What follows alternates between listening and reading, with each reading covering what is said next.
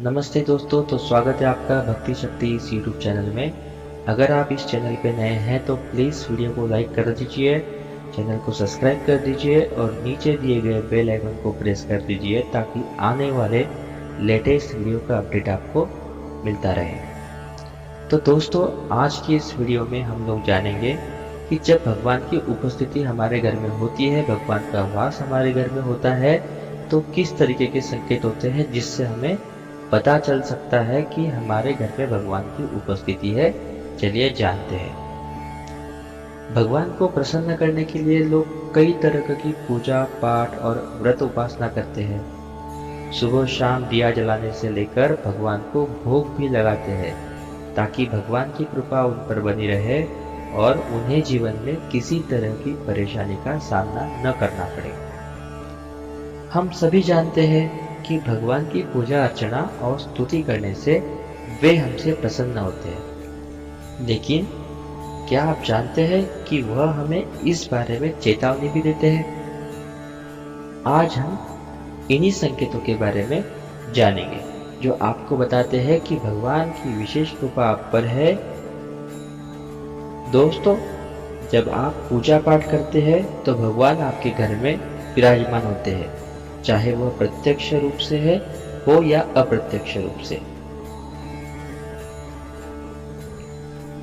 जब वह घर में विराजमान होते हैं तो आपको इसका एहसास जरूर होता है। कई बार तो आप उन्हें देख भी पाते होंगे। कई बार ऐसा होता है कि भगवान आपके घर में विराजमान तो होते हैं, लेकिन आपकी कुछ गलतियों की वजह से, आपको कुछ कर्मों की वजह से वह वापस आ जाते हैं, क्योंकि उस समय अक्सर लोग कई सारी गलतियां कर देते हैं। तो आज इस वीडियो में हम लोग आपको उन संकेतों के बारे में विस्तार से बताने जा रहे हैं जिससे आप खुद ही समझ पाएंगे कि आपके घर में भगवान आए हैं। तो चलिए फिर जानते हैं भगवान की उपस्थिति के संकेत।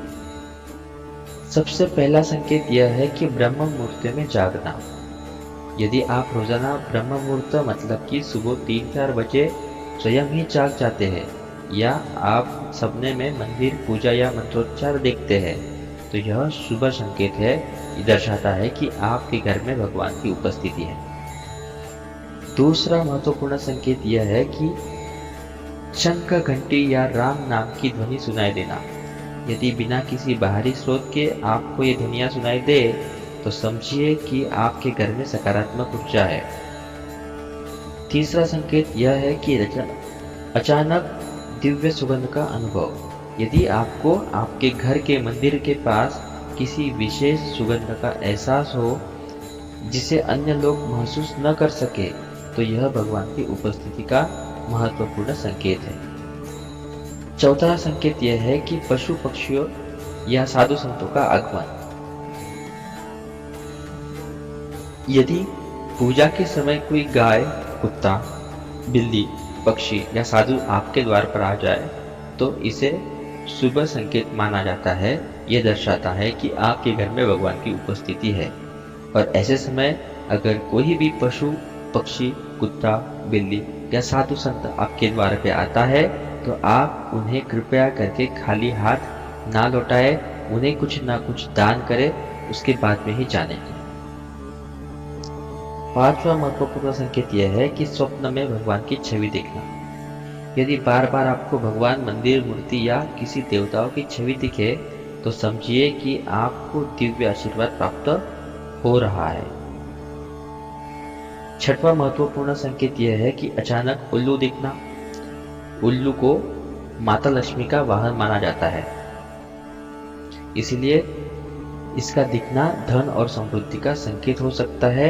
यह बताता है कि आपके घर में माता लक्ष्मी का वास होने वाला है। सातवां संकेत यह है कि भोजन की आदतों में बदलाव। यदि घर के लोगों की भूख कम हो जाए या वे सात्विक भोजन की ओर आकर्षित होने लगे तो यह भी सकारात्मक ऊर्जा का संकेत है। आठवां संकेत यह है साफ सफाई की ओर झुकाव। माँ लक्ष्मी को स्वच्छता प्रिय है, इसलिए यदि आप या घर के अन्य सदस्य साफ सफाई को अधिक महत्व देते हैं या देने लगते हैं तो यह शुभ संकेत है। ये दर्शाता है कि माता लक्ष्मी का वास आपके घर में है। 9वां संकेत यह है शंख की ध्वनि सुनना। यदि आपको नियमित रूप से शंख की ध्वनि सुनाई दे तो यह घर में पवित्रता और सकारात्मक ऊर्जा के वास का संकेत हो सकता है। इस तरीके से कई सारे संकेत ऐसे हैं जिससे आप लोग भगवान की उपस्थिति हमारे घर में है, भगवान का वास हमारे घर में है, पता लगा सकते हैं। लेकिन इसके लिए आपके मन में भगवान के प्रति सच्चा प्रेम, सच्ची भक्ति होना जरूरी है। इन संकेतों को पहचान कर आप भगवान की कृपा बनाए रख सकते हैं और अपने जीवन को अधिक सकारात्मक बना सकते हैं। वीडियो आखिरी तक देखने के लिए बहुत बहुत धन्यवाद। बोलिए जय श्री कृष्ण, राधे राधे।